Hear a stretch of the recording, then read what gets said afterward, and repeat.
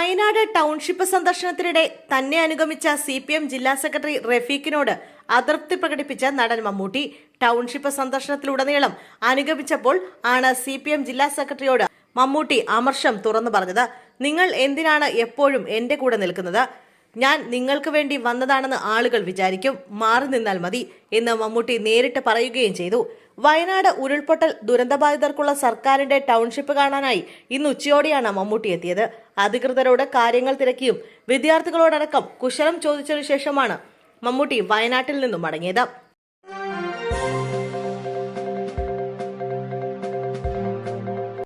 സ്വകാര്യ ആശുപത്രിയിലെ നഴ്സുമാരുടെയും മറ്റു വിഭാഗങ്ങളിലെ ജീവനക്കാരുടെയും ശമ്പളം പരിഷ്കരിച്ച് കരട് വിജ്ഞാപനമിറക്കി. നഴ്സുമാരുടെ മിനിമം വേതനം 25,450 മുതൽ 30,880 വരെയാണ്.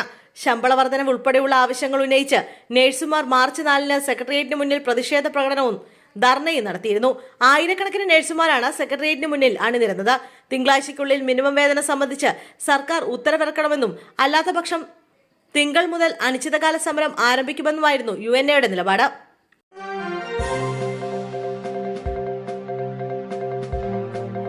തൃശൂരിൽ BJP സ്ഥാനാർത്ഥിയാകുന്ന പത്മജ വേണുഗോപാൽ വിജയിക്കുമെന്ന് കേന്ദ്രമന്ത്രി സുരേഷ് ഗോപി.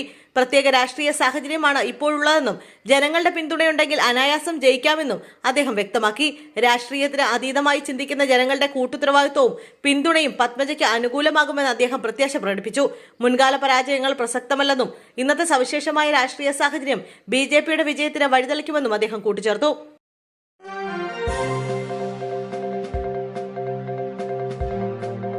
തലശ്ശേരി നോർത്ത് BRCക്ക് കീഴിലെ ചില സ്കൂളുകളിൽ 9ാം ക്ലാസ്സിലെ പരീക്ഷയ്ക്ക് നൽകിയത് 8ാം ക്ലാസ്സിലെ ചോദ്യക്കടലാസ്. ഇന്ന് നടക്കേണ്ടിയിരുന്ന 9ാം ക്ലാസ് മലയാളം സെക്കൻഡ് പരീക്ഷയ്ക്ക് പകരം നാളെ നടത്താനിരുന്ന 8ാം ക്ലാസ് മലയാളം സെക്കൻഡ് പരീക്ഷയുടെ ചോദ്യക്കടലാസാണ് സ്കൂളുകളിൽ എത്തിച്ചത്. അവർ പൊട്ടിച്ച ചോദ്യക്കടലാസ് വിദ്യാർത്ഥികൾക്ക് വിതരണം ചെയ്യുന്നതിനിടെയാണ് ചോദ്യക്കടലാസ് മാറിയതായി അധ്യാപകർ ശ്രദ്ധിച്ചത്. ചോദ്യക്കടലാസ് മാറിയ കാര്യം തിരിച്ചറിഞ്ഞതോടെ അത് വിദ്യാർത്ഥികൾക്ക് വിതരണം ചെയ്തിട്ടില്ലെന്ന് അധ്യാപകർ വ്യക്തമാക്കി.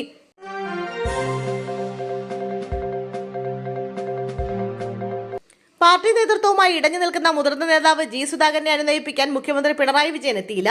പെരുമ്പളം പാലം ഉദ്ഘാടന ചടങ്ങിലേക്ക് സുധാകരന്റെ വീടിന് സമീപത്തു കൂടിയാണ് മുഖ്യമന്ത്രി പോയത്. എന്നാൽ സുധാകരന്റെ വീട്ടിൽ പോകാനോ നേതാവിനെ കാണാനോ മുഖ്യമന്ത്രി തയ്യാറായില്ല. പെരുമ്പളം പാലം ഉദ്ഘാടന ചടങ്ങിലേക്ക് ക്ഷണമുണ്ടായിരുന്നെങ്കിലും ആരോഗ്യ പ്രശ്നങ്ങളുള്ളതിനാൽ എത്തില്ലെന്ന് സുധാകരൻ അറിയിച്ചിരുന്നു. ഇതിനിടെ പാലം ഉദ്ഘാടന ചടങ്ങിന്റെ ലൈവ് സ്ട്രീം ഫേസ്ബുക്കിൽ പേജിൽ പങ്കുവച്ചത് സുധാകരൻ നീക്കം ചെയ്തു. അനുമതിയില്ലാതെ CPIM ജില്ലാ കമ്മിറ്റിയിലെ അഡ്മിൻ ലിങ്ക് പങ്കുവച്ചുവെന്നാണ് ആരോപണം.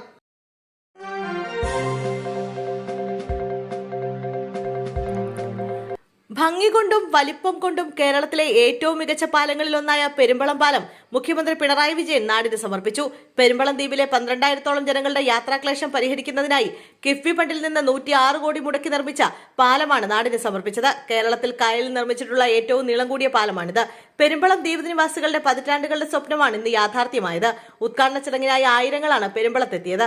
ഉച്ചയോടെ പെരുമ്പളം പാലത്തിന് സമീപം മുഖ്യമന്ത്രിയുടെ വാഹന വ്യൂഹമെത്തി. തുടർന്ന് നാട മുറിച്ചുകൊണ്ട് മുഖ്യമന്ത്രി പാലം ഉദ്ഘാടനം ചെയ്തു.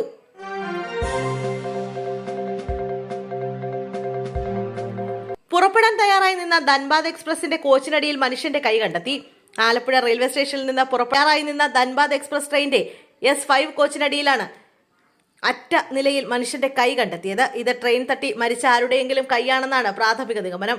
വെള്ളിയാഴ്ച രാത്രിയാണ് ധൻബാദിൽ നിന്ന് ട്രെയിൻ ആലപ്പുഴയിലെത്തിയത്. ഇന്ന് രാവിലെ ആലപ്പുഴയിൽ നിന്ന് പുറപ്പെടാനിരിക്കെയാണ് കോച്ചിന് താഴെ മനുഷ്യന്റെ കൈ കണ്ടെത്തിയത്. പിന്നാലെ S5 കോച്ച് മാത്രം പിടിച്ചിട്ട ശേഷം ട്രെയിൻ സർവീസ് ആരംഭിച്ചു. സംഭവത്തിൽ RPF കേസെടുത്ത് അന്വേഷണം ആരംഭിച്ചു.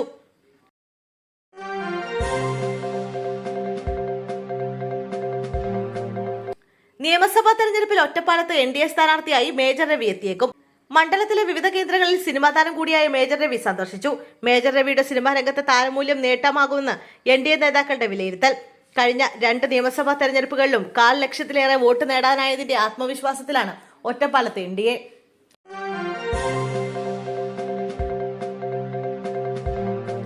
പശ്ചിമേഷ്യയിലെ സംഘർഷം ശക്തമാകുന്ന സാഹചര്യത്തിൽ രാജ്യത്തെ LPG സിലിണ്ടറുകളുടെ വില വീണ്ടും വർദ്ധിപ്പിച്ചു. ഗാർഹിക ഉപയോഗത്തിനുള്ള 14.2 കിലോഗ്രാം സിലിണ്ടറിന് 60 രൂപയും വാണിജ്യ സിലിണ്ടറിന് 115 രൂപയും വർദ്ധിപ്പിച്ചാണ് പുതിയ നിരക്കുകൾ പ്രഖ്യാപിച്ചത്. ഇന്നു മുതൽ വില വർധനവ് പ്രാബല്യത്തിൽ വന്നു. വിലവർധനയോടെ രാജ്യത്തെ പ്രധാന നഗരങ്ങളിലെ ഗാർഹിക LPG സിലിണ്ടറുകളുടെ നിരക്കുകൾ ഉയർന്നു. ഡൽഹിയിൽ സിലിണ്ടറിന്റെ വില 853 രൂപയിൽ നിന്ന് 913 രൂപയായി.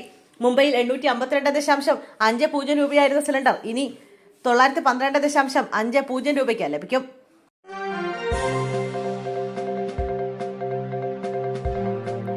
കോങ്ങാട് MLA കെ ശാന്തകുമാരിയെ ഡിജിറ്റൽ അറസ്റ്റ് ചെയ്യാൻ ശ്രമിച്ചതായി പരാതി. ഇന്ന് പുലർച്ചെ മുതൽ 2 മണിക്കൂർ ഡിജിറ്റൽ അറസ്റ്റ് ചെയ്യപ്പെട്ടതായി MLA പറഞ്ഞു. ഈ സംഘത്തിൽ മലയാളിയും ഉൾപ്പെട്ടിരുന്നതായി ശാന്തകുമാരി വ്യക്തമാക്കി. സംഭവത്തിന് പിന്നാലെ MLA കുഴൽമന്ദം പോലീസിൽ പരാതി നൽകി. ആന്റി ടെററിസ്റ്റ് സ്ക്വാഡിൽ നിന്ന് എന്ന പേരിലായിരുന്നു തട്ടിപ്പ് സംഘം വിളിച്ചത്. പഹൽഗാം ആക്രമണവുമായി ബന്ധപ്പെട്ട അഫ്സൽ ഖാൻ എന്നയാൾ ശാന്തകുമാരിയുടെ പേരിൽ സിം കാർഡ് എടുത്തെന്ന് സംഘം ആരോപിച്ചു.